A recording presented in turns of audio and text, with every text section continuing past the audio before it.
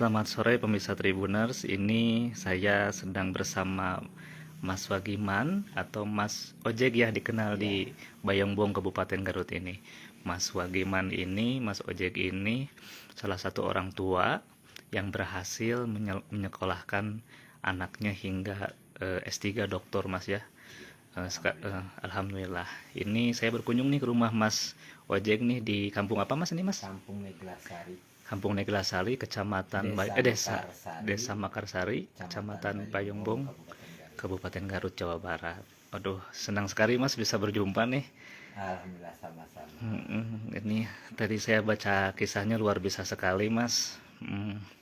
Gimana sih Mas perjalanan Mas sampai di Garut, kemudian membesarkan kedua anak yang anak sulungnya ini memang sekarang sedang menyusun doktor gitu di Unpad begitu Mas.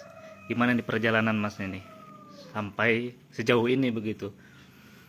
Ya, alhamdulillah dari mulai tahun 99 mungkin saya terkena PHK karena dulu saya kerja di sebuah perusahaan di Bandung, kebetulan di PT Pudak Scientific, satu produk alat peraga pendidikan.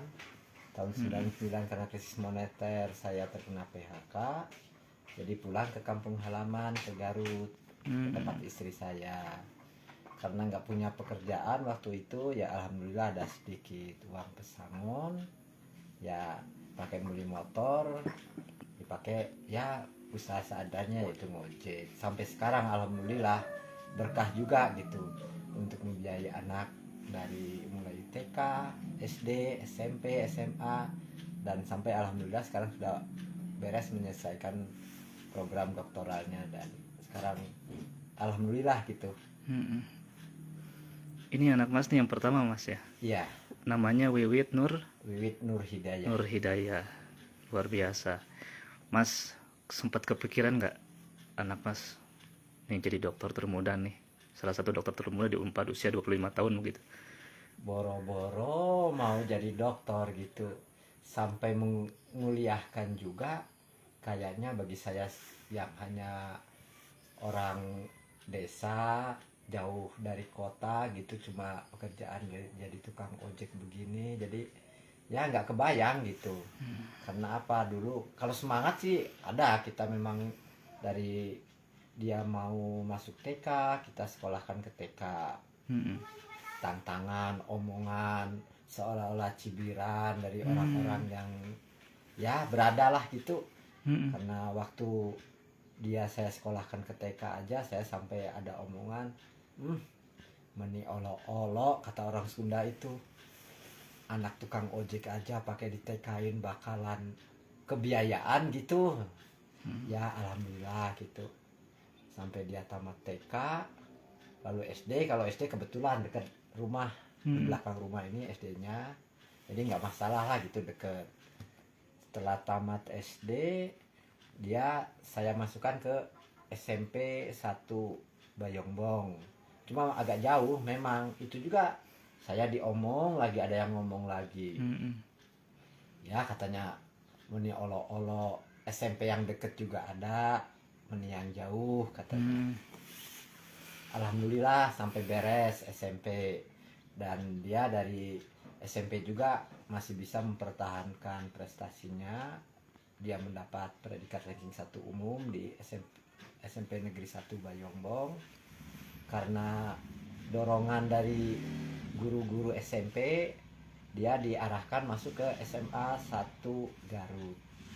Yang waktu itu ya lah, untuk kelas saya sebenarnya mah boro-boro mau menguliahkan, untuk ke SMA itu aja kayaknya nggak kebayang bisa lolos gitu. Apalagi SMA favorit begitu ya. SMA favorit dulu itu dia juga kan labelnya kan RSBI gitu, dengan persaingan yang begitu ketat.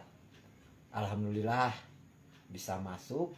Itu aja lebih berat lagi bagi saya, cibiran dari orang-orang itu. Katanya meni olo-olonya bakalan kebiayaan gitu di nuladang ojek. Ya alhamdulillah sampai dia beres SMA, dia bisa masuk ke Fakultas Farmasi Unpad melalui jalur SNPTN Hmm. dengan mendapat beasiswa bidik Bidik misi, ya. gitu. Alhamdulillah. Jadi ya beban saya kayaknya kalau dihitung-hitung lebih berat waktu SMA sih daripada dia waktu kuliah S1-nya gitu. Alhamdulillah. Ya memang lah kalau S1 itu kan dulu itu uang saku cuma dapat 600.000 per bulan buat kos-kosan aja kayaknya mepet banget gitu. Belum buat biaya hidup, biaya lain-lain. Alhamdulillah kita berusaha semaksimal mungkin dan dia beres. Setelah beres S1 dia lanjut ke profesi farmasi apoteker.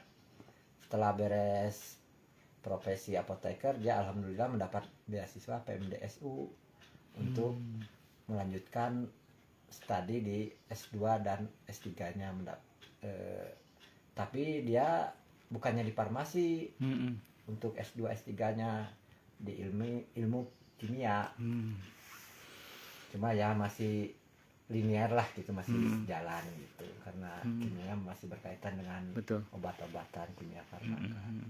Dan alhamdulillah sampai kemarin 2 kali ke Jepang dia bisa berhemat dengan tabungan dia, dengan uang saku dia bisa beres pulang, persiapan sidang tertutup sampai beres, dia sidang terbuka kemarin alhamdulillah dinyatakan lulus dengan predikat pujian atau cum laude.